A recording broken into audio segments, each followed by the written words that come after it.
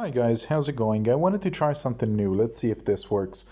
I'm using a different recording software for my phone, so hopefully it's gonna sound better. I don't know why, but I think that I don't know where my microphone is. Maybe I'm holding my finger on top of it, so it's preventing the sound from recording very well. Anyways, let's go and look at the matches for this week. This was a perfect week, which is awesome because I might hit top 1000, and I should because I looked a couple seconds ago and I was rank 800 something. Um, so we're gonna go into the replays for the week. I started off with my old defense, then I just stole Randy's. Thank you, Randy. I don't know where I know you from, but I know that you're on a lot of content producers friends lists, so I don't know where that's coming from. Anyways, this was the week of Fallen Ike and Fallen Julia. Lots of people were using them, um, and basically. I was never able to kill a single Fallen Ike because they're really strong, especially with bonus stats. And yeah, here they don't go for the pot, I don't think, because they can't, and so that's it. Match number 2, this was against a very involved player, and I'm really lucky that this didn't count. This was the Matthew plus Layla combo. Matthew is running Panic Smoke and Fear Stance, so he's intending to tank the first hit. The Layla is gonna be the hero that spreads the debuffs, and that's a very interesting pairing that I never really considered. Um, this constant dagger doesn't really do anything else. It just gives her a super swift sparrow, and she's got double smoke from the C and the S slot. So this was nice. This almost worked for them. The problem was that Fina killed Matthew because Fina's really bulky, and Fina can do a lot of damage. Um, yeah, what else happened here? Nothing much really. I got that one kill, and they were able to kill me off because after the initial onslaught, Kagura doesn't really do much, and even with sturdy impact, Yoon's effect is limited. And here they're gonna get the pot. I'm almost out of time, so I need to rush. I have 3 minutes, so I'm not gonna be able to show you all the replays. Here I switched to the new defense. The difference with this defense is that Kagura is running wings. I don't remember why. I think it's because Elliewood will go deeper and will fall into wings range. Elliewood is now running Hardy Bearing, and Kagura is running Quicken Pulse for a bigger ultimate. This player did something very weird. I have a few very questionable plays from my opponents this week. This player has a Witchy Wand. They will Witchy Wand me twice, and I don't really understand why. Just get out, dude. You're safe. But they decide to kill the dancer, and they thought that they could survive, but they left both my carries up. My carries are very well protected in this lineup, so well, Elliewood sits there and rallies, but Kagura hits twice and gets 2 kills. So yeah, this is a distant counter Edelgard. I don't really abide by it, and they just give up like this. It was early in the week, so it's perfectly fine. This guy didn't even match me. He quit. They quit on the previous stage. This was the Fallen Ike that I couldn't deal with. This is a very basic Fallen Ike, not focusing on resistance at all. Um, with he is running both the breath skill and the Brave Lucina. I don't believe that you should be running both because spectral acceleration is the most important part, and that's what you need, and that's what Lucina gives you. I had tried this map back when Randy was running it, and I believe Indulger tried it as well, and it's got the issue that if you put just Fallen Ike in forwards on his own, he's gonna be able to tank and kill everything. In my case, my Elliewood was able to leap through him and snipe his units. I'm gonna be skipping through because it's 59. Shit, the new season has begun. God damn it, it ended early. Anyways, you saw my other matches in my other days. Nothing new came in at the end, and I got. I don't know why it ended a few seconds early. Anyways, I did hit top 1000. We're gonna go into a few things just to get caught up on what I'm gonna be running next season. I don't think I've prepared my teams. Yes, I have. Bridal Fury is the bonus unit. I like this setup for Bridal Fury. It's a very high speed setup. This is an alternative, but this is a more supportive one. This setup has got the issue where I won't be able to buff Marth when paired with Lucina. However, in this first lineup, I have Marth supported by finally Bridal Fury, who I need to put her set on because I was farming stuff on her. I didn't really put many skills on her. I just gave her HP plus 5, Dazzling Staff, and Ground Orders. I don't have something like a I don't have spare sudden panic to give to her, unfortunately. Where is my HP 5? 54. Okay, 54. She's gonna hit 64. I will need to give her a special and farm SP on her. That's good to know. Altina, you're not gonna be running this build. This was just for abyssal maps. What am I gonna be running? What seal do I prefer? Let's start with shell attack and then we'll switch. This is Naga. She's got these stats which are there to soak from Marth. She should also be able to soak from Matthew. She won't be able to soak attack. That kind of sucks. But yeah, these are the sets that I intend to run. I don't know how often I will find myself running Matthew over Baby Marth. I still feel that tanking with Baby Marth is very powerful in this season, and I like the Brazen Seal to just be even more offensive. I want my Matthew team to be the most offensive one, whereas I like this one I like my Marth team being tankier. This is Reinhardt. He's running double death blow. He's got Raisin to pair up with him. Raisin is running chill resistance. Yeah, there's these guys. There's Sophia, of course. Sophia needs Fierce Stance. Where is it? This is the set, I think it is. Yeah, Fierce Stance, lol. Fjord once again, Altina once again. Altina has attack resistance.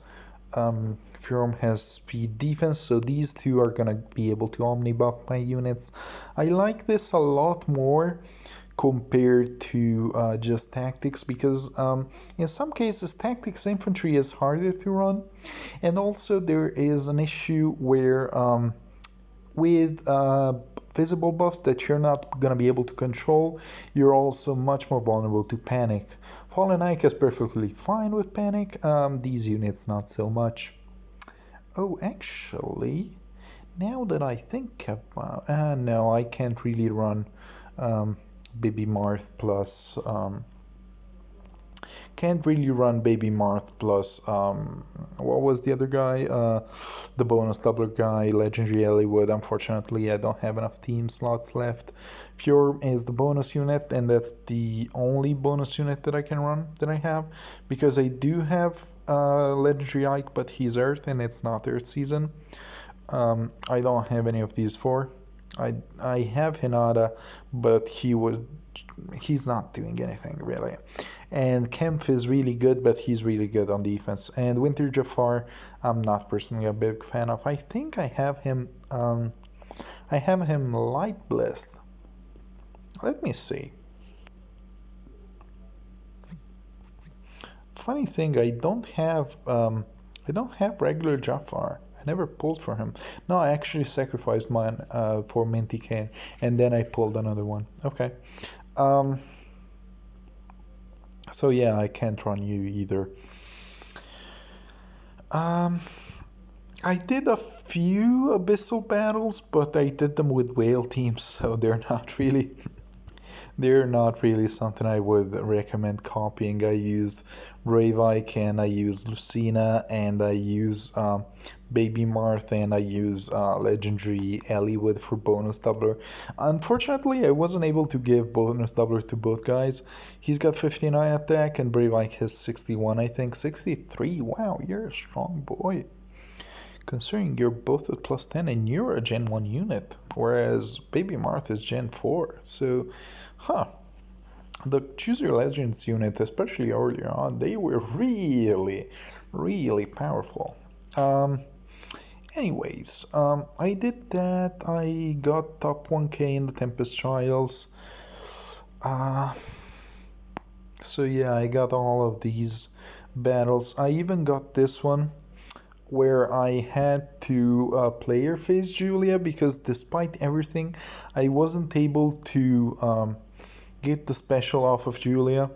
I could have tried with Pulse Smoke, but I figured I might just player face her, and I was able to double her with Brave Ike, so he got the kill on her very easily. Um, Fallen Julia, Legendary Julia's Abyssal Battle was definitely the hardest one. Um, we got Voting Gauntlet going on. I'm waiting a few hours for my final multiplier. I initially chose Black Knight, then he lost because I was never able to get the score multiplier, so I chose Death Knight. Um, Hall of Fumes I finished a while back. I just did it for the orbs. I got a few interesting units. This Brave Lyn is basically a basic set, except with both attack speed push and Sake's Blessing and Pulse Smoke and the refined Mula Gear. She's a very effective hit and run unit. She's mostly PvE based because really Mula Gear is fine on AR defense but not so much on offense. Um, she's fine. I've seen her in AR defense do well. The problem is that cavalry units haven't really gotten enough love. They haven't gotten any specific toys since Sake's Blessing, which was in Gen 1. And since Scrubs still lose to Brave Lyn, Brave Veronica, and Reinhardt, IS has decided not to give horses any love at all. I also used Flying Nino. I didn't use Fiora. I literally just leveled up Brave Lyn and Flying Nino. I never really needed anybody else. When I finished, I think Summer Fiora had a couple of levels. I think she might have been like level 26 to maybe tank a hit or bait, but everything else was done by my hit and run unit and my dancer. I was able to get reposition on Nino, which helped a ton. And yeah, that was it. I realized late today that we got lost lore. I didn't really realize it. But yeah, what about this season? Light season for me is all about getting lucky, all about not getting matched against people who are too strong for me to deal with. Um, because, well, I don't have Bramimond just yet, and I think that Bramimond would be really good for me. Unfortunately, I didn't have orbs when he came out, and his colors were fairly subpar. Uh, I also had what was the other issue that I had? I don't remember, but he's coming back in August, and July we're gonna be getting finally the fucking Astra Hero that we were supposed to be getting this month. So I'm really looking forward to that. And eventually we are also and eventually in August we're gonna get a Bramimond rerun, and I will be pulling fairly hard for Bramimond. Sothis is just not cutting it anymore. She might have been fine back in the day, but as of right now, if you want her to give infantry pulse, which you often do, she just doesn't have the HP for it, so you have to run at least one HP skill, which hurts your both your offensive and defensive potential just by a ton. Whereas Bramimond, yes, he can't give infantry pulse, but he can receive it and he can be very strong.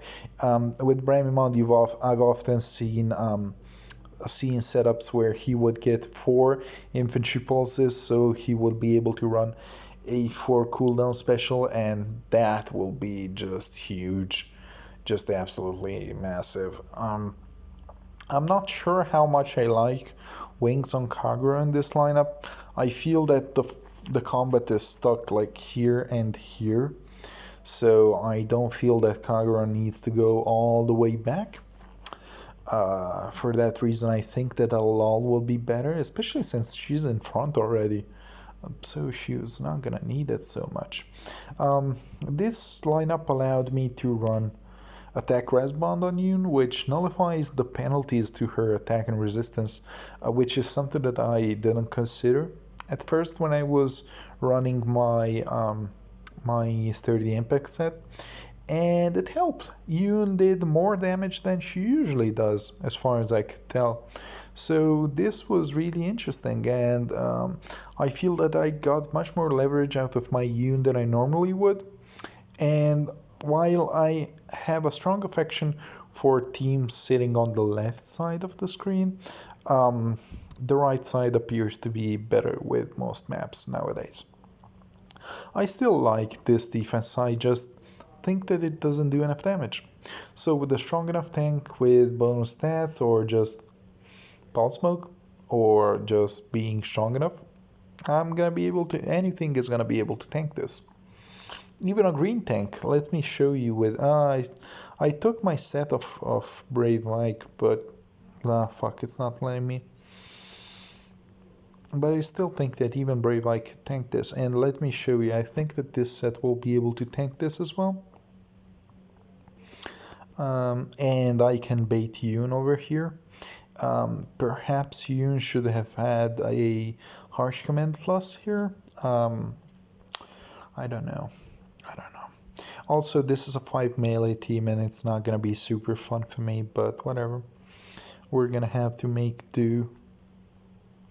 I can do this, and I can leave you here actually. Oh, and I didn't give any stats to Mars, so yeah, he might. He's fine. He got a kill there. He got a kill over here. We're getting a kill over here. No, we're not. But essentially, yeah. Essentially, this team does nothing to me. I can player phase the Hollywood, and I can safely go and get this pot even if I have 25 melee units. You have smite, so do you. I don't really have anybody who can tank this Fina. I believe Lucina can. Of course, this is all in the wrong season, so don't read too much into it. Oh no, my bolt tower hit. Fuck. I'm gonna have to run away, but you get my point. I shouldn't have gone in turn 1. But yeah. Okay. Turn 4. Smite you up. You go here. You go here. You go here. You wait. Fina comes down, and now, now Brave Lucina can tank Fina without killing her, but I don't need to. I'm gonna kill Fina. So yeah, a strong enough tank will be able to tank this. Kagura is not what she once was.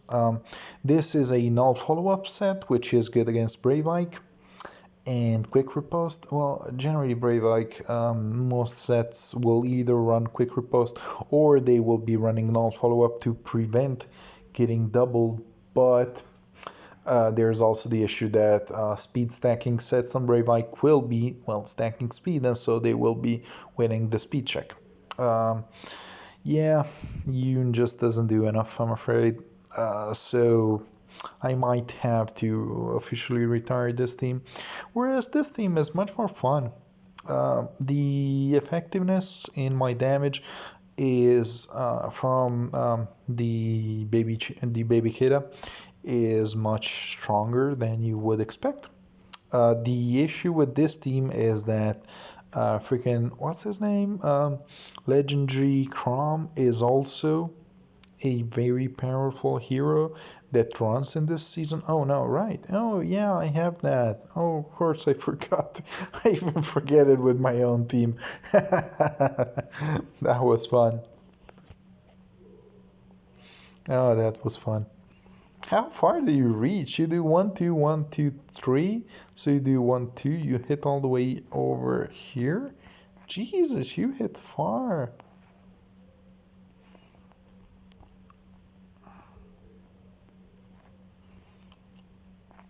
So what? Do I have to sit here like this on turn 1? Yeah, she pulled back. Of course, she won't attack if she would die, I think, or if she doesn't get the kill. Let's see how this works. Oh, I didn't give myself defense. Maybe I should have.